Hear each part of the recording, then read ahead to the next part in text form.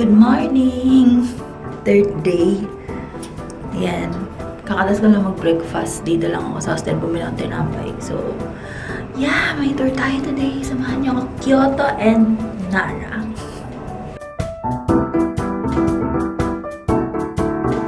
Rush hour din ako kasi late na kami. Like 10 minutes na lang. And nahanapin ko pa kung saan yung tour namin.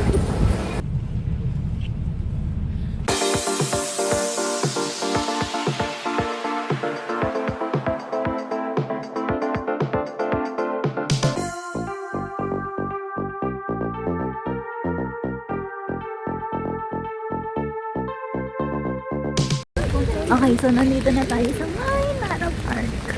And andito na rin yung mga deer. Pero nababother ako, baka mabasa yung sapatos ko.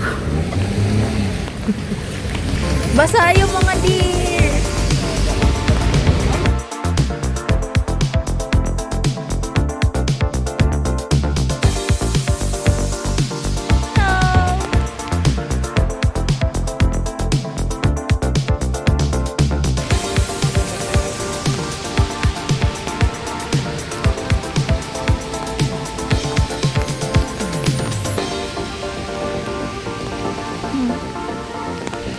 Wala akong food eh. Okay guys, so pupunta tayo ng Todaiji Temple.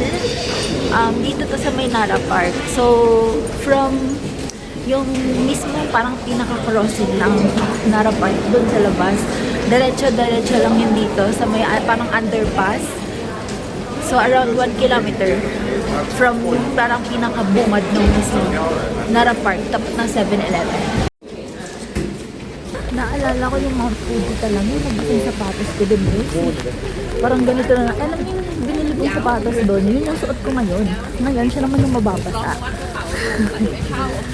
Anyway, ang lamig. And yun nga, umuulan. Mas malamig talaga pag umuulan.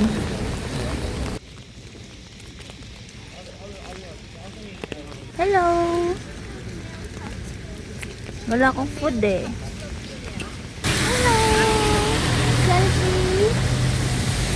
Selfie ka dito. Ayaw niya. Marunong siya. Ayaw niya. Alam niya wala akong food. Pag tinignan ka siya, lumilingan siya pa ganon. Hello! Dami nila. Taran! Pero hindi nila kami pinapansin. Kasi wala kaming pagkain. Hi! Wala. Dead ba? Hello! Hi! Wala. Dead ma talaga sila pag wala kang food. Hindi ka nilang papansinin. Pero marunong sila magbaw. Pababaan tayo na ito. Yeah! Awesome. Hi!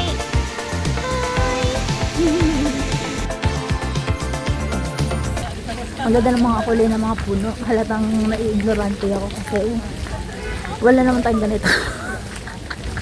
Pero ang lakas sa ulan, be. Umuulan na siya.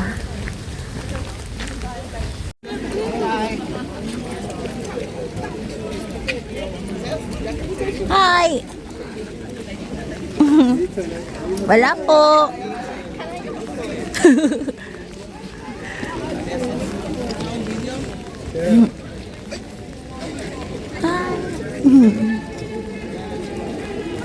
Namoy niya ako, wala akong food. Ako guys. As in, lumalapit sila sa akin, ate. Nakita mo? Ayun o. Pero mabait naman, hindi naman masakit. Ina mo yung puwet. Hindi naman masakit yung pag gano'n niya sa akin. Wala ka daw food. Yan guys. Todaiji Temple. Todaiji Temple. Ang laki niya. Ay, sorry. Naku, may antlers. Okay, buti dinedma niya ako. Pagpasok pala, akala ko yun na. Hindi, medyo malayo pa ilalakarin. Pero hindi na kami makakapasok sa loob kasi kulang na yung time. So, binigyan kami ng guide dito is around para mga 90 minutes, ganyan. Okay lang sana, kaso ang problema kasi umuulan guys. Kaya, syempre, nakakatakot, maraming pupo. Tapos, medyo madalas pa yung ibang parts. Tapos, ang daming deer. So, yan, manage your time lang. So, hindi na kami makapasok dun sa loob. Dito lang kami. Yeah! Tadaiji Temple.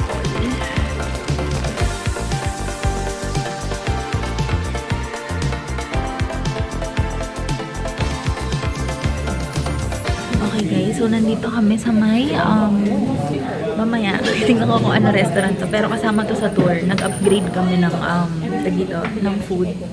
Kasi ayaw na namin mag-isip. Tsaka Kobe beef to. So Kobe beef ulit, walang katapos ang Kobe beef. First time ko kakain dito. Ayan, ito yung instructions niya. Tignan natin kung anong lasa. Ang laman niya, mayroong mushroom, may tokwa, may carrots, may tag dito, gulay-gulay, tapos karne, yan, at saka kanin. Ito sabi is 2 to 3 times lang daw is swirl. Kasi kapag ka daw masyado ng matagal is swirl, titigas daw yung karne. So, 2 to 3 times lang ikot-ikot ganun.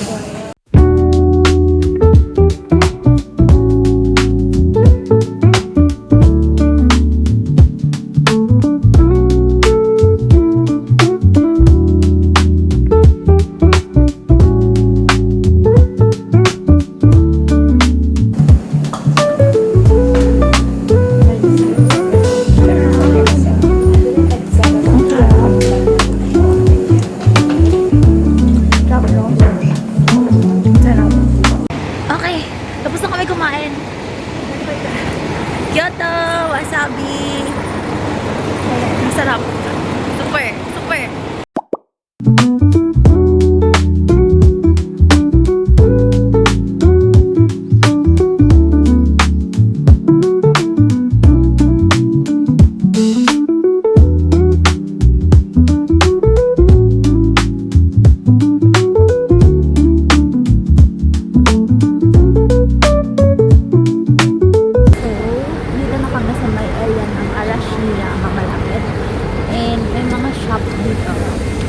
Nakita ko kanina yung bridge and maganda rin siya. So, ayan. Pero hindi ko alam kung pupunta. Sinusundan ko lang yung ano namin, yung tour guide namin.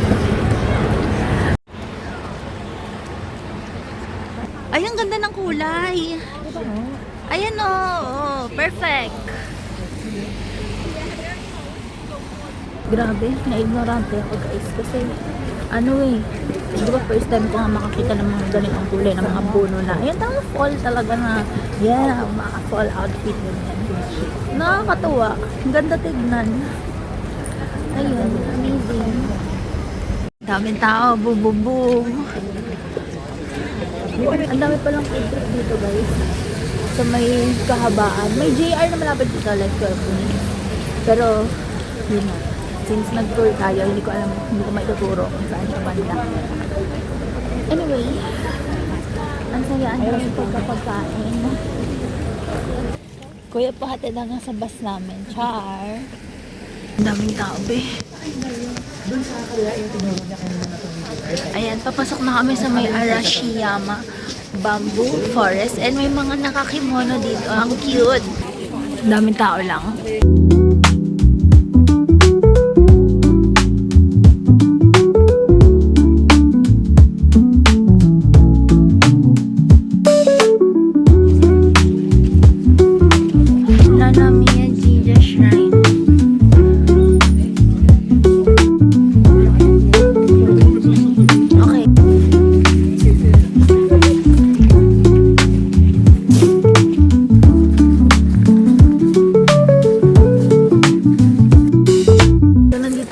Parang shrine sa may bamboo forest and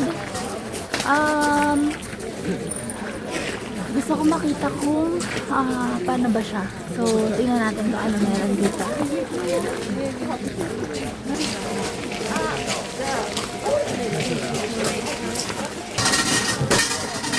pala, naghulog ka ata ng barya. Teka, pipilo ulit ako dito. Hindi pa naka-ready yung barya.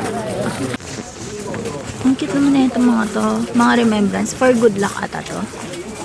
Yan. Tapos meron ako dito nakita. For ano daw siya, for parang fortune, ganyan. So, hulog tayo. 100. Yan. Tapos, kuha tayo ng isa. Babasahin natin yung fortune ko.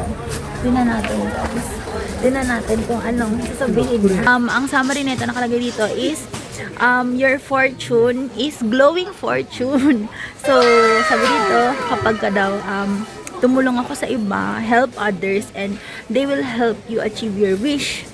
Tapos, kung may kulang sa buhay ko na tao, dadating daw without me noticing. And, beneficial to travel very far, sabi sa akin. So, ayan, romance. Tingnan natin kasi yun ang gusto ko malaman. Wait, you will be happy in the future.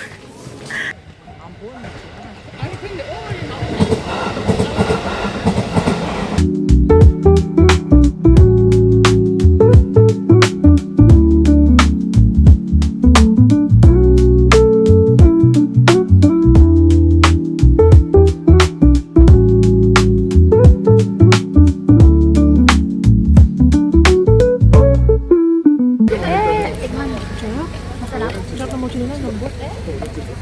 Hindi ka gaya sa akin sa sobrang chubby.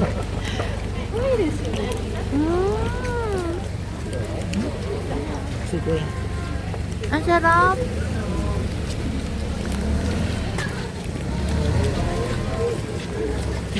Ang sarap ng strawberry. Kinain ka ng strawberry. Sarap na, sabi sa'yo.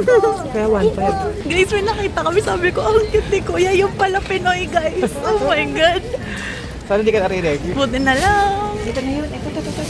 Okay, so next natin is yung Kimono Forest. So sabi nila dito daw kasi sa Kyoto is karamihan ng mga pamumuhay nila is by making kimono. So, merong Kimono Forest dito. Ang cute naman ang bango. May tinapay. Ang cute.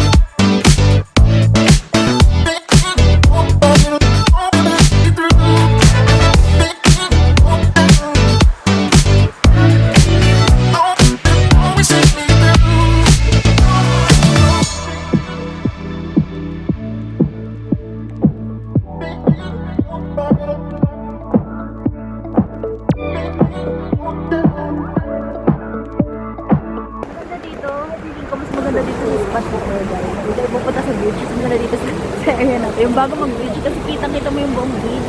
Kita mo yung mga puno. Kita mo rin yung mga yung mismo yung mga dumadaan. So, feeling ko mas maganda dito sa spot na to compared yung dun mismo sa bridge itself.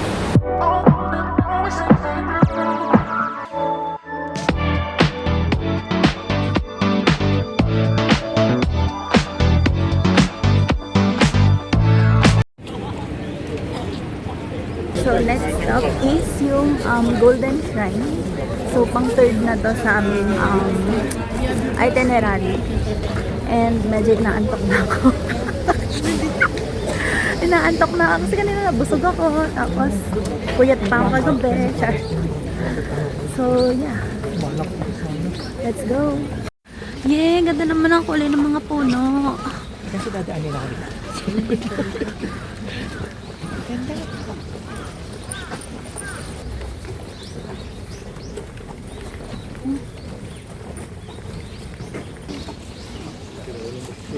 Ay, dito, ang ganda ba yun?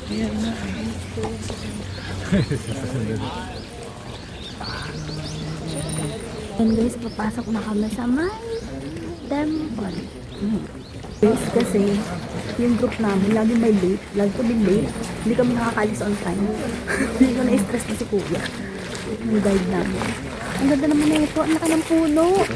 Ang laki. Ayan o. Wow.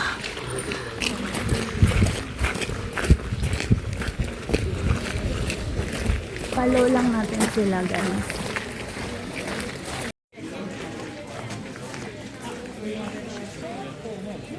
As an ignorant person. Pag may mga pulang halaman o may mga pulang dahon, excited ka agad. Isip yung mga spots yung mga pulang dahon yung pina-excite. Okay guys, so eto na yung Golden Temple. Tapos sabi dito is one way, no return. So, let's go.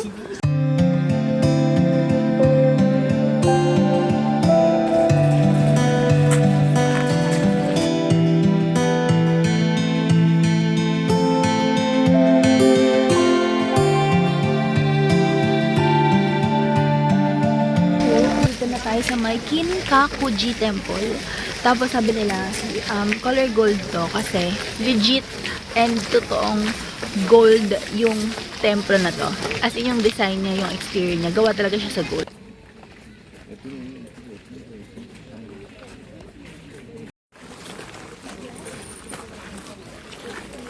Dragon.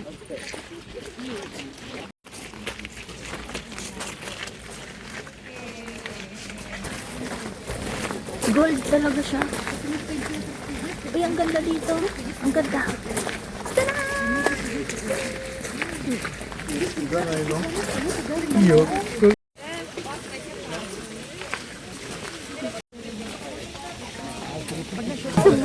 Susubukan ko mag-wish dito. Dapat makapag-asawa ko ng provider mindset. Charot. Yan, tignan natin. Kaya, so, ang wish ko dito is makapag-asawa ng provider mindset. Ay, hindi umabot. Sige. Kasi yung mga coins ko, ibig sabihin, hindi ba matutupad yung mga wish ko? Ibig sabihin, kulang pa kami sa perang hinulog.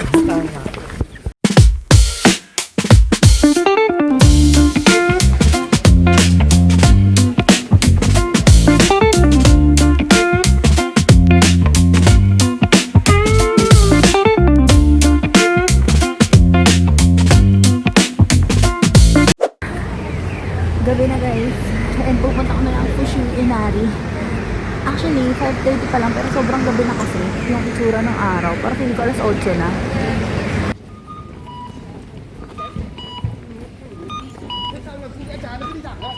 Dito pala, may train kay Han Railway Kineme. Tapos may mga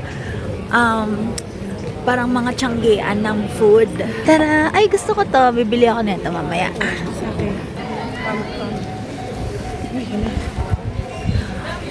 Enoshima feels all over again. Parang Enoshima lang. Naku, maambon. Medyo malamig na sa mukha.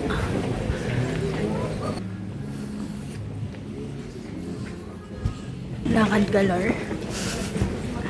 Maambon na. Naka-sweater pa naman ako. Nakakaloka. Hindi yung totoong jacket. Tapos iniwan ko yung payong ko. Galing ko talaga.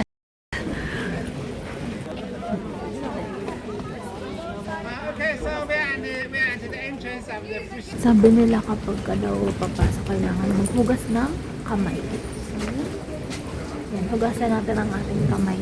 Kahit sobrang lamig na nga. Wala na. Yan na.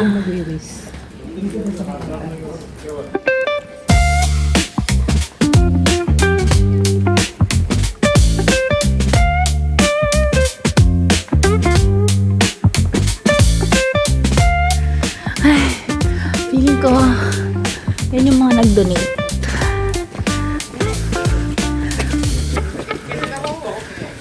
Grabe. Nag-hiking kami. Nag-hiking ng umuulan. Na madilim.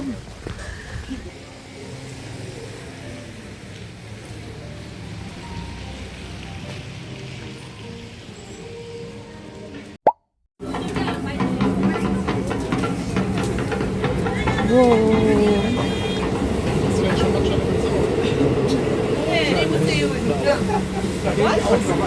Uy, ito, ano naman to? Chicken.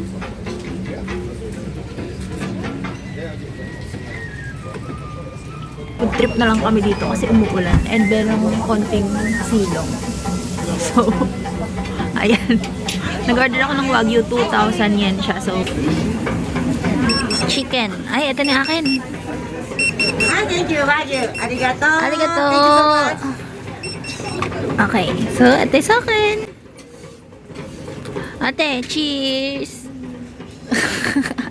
Hindi ka pala pwedeng chicken, alala. Na natin tong Wagyu. Wagyu.